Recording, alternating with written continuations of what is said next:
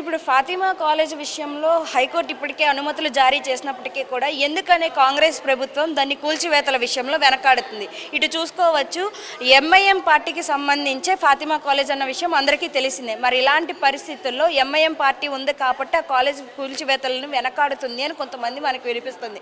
అదే సామాన్యులకైతే ఒక్క న్యాయం, ఇలాంటి వాళ్ళకైతే ఒక్క న్యాయమా అంటూ కూడా నిరుపేదలు ఇప్పటికే వ్యతిరేకిస్తున్నారు. సో దీనిపై మీ ఒపీనియన్ ఏంటి? అసలు ఏం చెప్పాలి? ఫస్ట్ ఆఫ్ ఆల్ పూరా లోకల్ ఛానల్ సబ్స్క్రైబ్ అందరికీ కూడా నమస్కారం అండి. మీరు నిజంగా కూడా చాలా విషయాలు వెలుగులోకి తీసుకొచ్చి ప్రజల్లో ఒక అవగాహన, అసలు నిజమైన వాస్తవాలు ఏంటి, ప్రభుత్వంలో జరుగుతున్న అవినీతి ఏంటనేది మీరు చూపే ప్రయత్నం చేస్తున్నారు. దానికి మిమ్మల్ని మనస్ఫూర్తిగా అభినందిస్తున్నాము. ఇప్పుడు ఫాతిమా కాలేజ్కి ఆల్రెడీ కోర్టు ఆర్డర్స్ ఇచ్చేసింది, అది హైడ్రా లిమిట్స్లో ఉందని చెప్పేసి.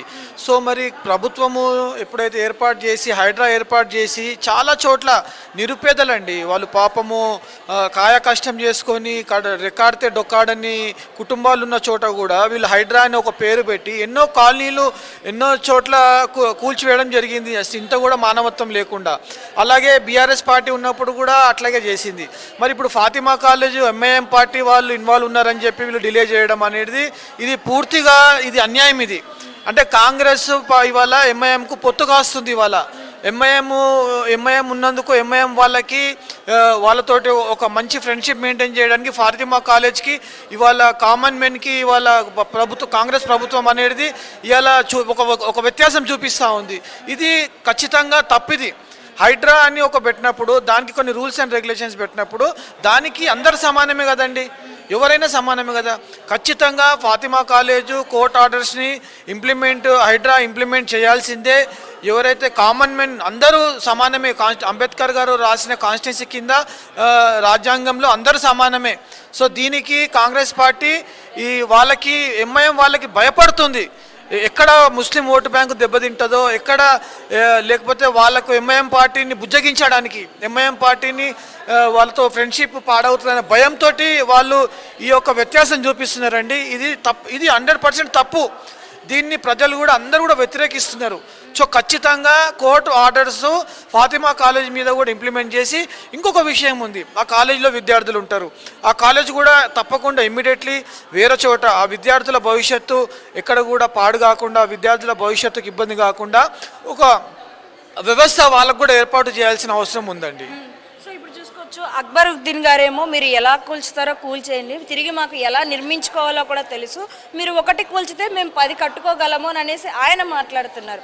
మరి ఇలాంటి పరిస్థితులు వచ్చినప్పటికీ కూడా ఎందుకని కాంగ్రెస్ ప్రభుత్వం ఈ విషయంలో స్టే తీసుకోవడం లేదు? అసలు దీని గురించి ఎక్కడ ప్రస్తావన కూడా తీసుకురావడం లేదు.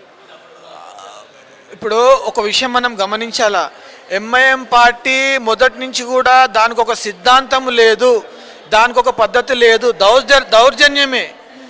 వాళ్ళు ఇన్ని రోజులు వాళ్ళది నడుస్తూ ఉంది పార్టీ అంటే కేవలం దౌర్జన్యమే. ఇంకోటి, వాళ్ళు ఏ పార్టీ రూలింగ్లో ఉంటే వాళ్ళతోటి అండర్ గ్రౌండ్ ఫ్రెండ్షిప్లో ఉంటారు. వాళ్ళు ధైర్యంగా వచ్చి వాళ్ళు టైఅప్ పెట్టుకునే ఒక సిస్టమ్ లేదు. వాళ్ళు ఎప్పుడైనా వాళ్ళ మనుగడ సాగడానికి, వాళ్ళ పార్టీ వాళ్ళ ఓటు బ్యాంకు సాగడానికి అండర్ గ్రౌండ్ ఫ్రెండ్షిప్ చేస్తారు. వాళ్ళది దౌర్జన్యమేనండి. ఎంఐఎం పార్టీ అంటేనే దౌర్జన్యము. అది ఇవాళ ఏం కొత్త కాదు కదా, అది ఎప్పుడో మన రజాకార్లు, తెలంగాణలో రజాకార్ల టైం నుంచి కూడా చూస్తున్నాము. దానికి ఒక సిద్ధాంతం అంటూ లేదు, ఒక పద్ధతి అంటూ లేదు, దానికి ఏమి కూడా ఒక నియమ నిబంధనలు అంటూ ఏమీ లేదు. ఎంఐఎం అంటేనే దౌర్జన్యము.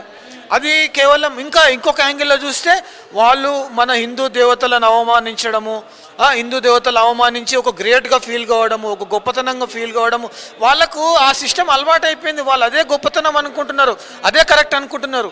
కానీ వాళ్ళ దౌర్జన్యము తప్పకుండా సాగదు, అయిపోయింది. ఇంకా మోడీ గారి ప్రభుత్వము ఇప్పుడు ఈ మొత్తం దేశంలో ప్రతి ఒక్కరికి ఒకటే న్యాయము, అంబేద్కర్ గారు రాసిన కాన్స్టిట్యున్సీ, లేదంటే వాళ్ళు అన్న వాగ్దానాలు ఒకటని నెరవేర్చారండి.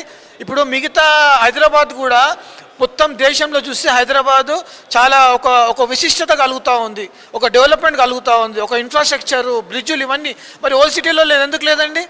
వాళ్లకు నిజమైన అభివృద్ధి కావద్దు. ఎందుకంటే అభివృద్ధి చెందితే ప్రజలు వాళ్ళ దగ్గరికి రారు, అభివృద్ధి చెందితే వాళ్ళ ఇంపార్టెన్స్ తగ్గిపోతుంది. సో వాళ్ళది స్ట్రాటజీయే మొత్తం రివర్సు, దౌర్జన్యమే వాళ్ళ స్ట్రాటజీ. ప్రజలపైన అన్యాయం చేయడము, ఓటు బ్యాంకుని దుర్వినియోగం చేయడము, ఇదంతా కూడా వాళ్ళ మొదటి నుంచి వాళ్ళు చేస్తుంది దాని మీద. సో ఈ దౌర్జన్యం నడవదు. అక్బరుద్దీన్ కూడా అదే యాంగిల్లో అదే అహంకారంతో మాట్లాడుతున్నాడు. మీరు ఒక్కటి కూలిస్తే మేము 10 కట్టుకుంటామంటే అది మనకు ఓపెన్గా తెలుస్తూ ఉంది కదా. ఆయన మాట్లాడే భాషల్లోనే ఆ అహంకారము, ఆ అధికార దుర్వినియోగము. అంటే ఇన్నేళ్ళ నుంచి నువ్వు ఎమ్మెల్యే ఉంటే నువ్వు దేవుడు అయిపోయావా? కాదు కదా.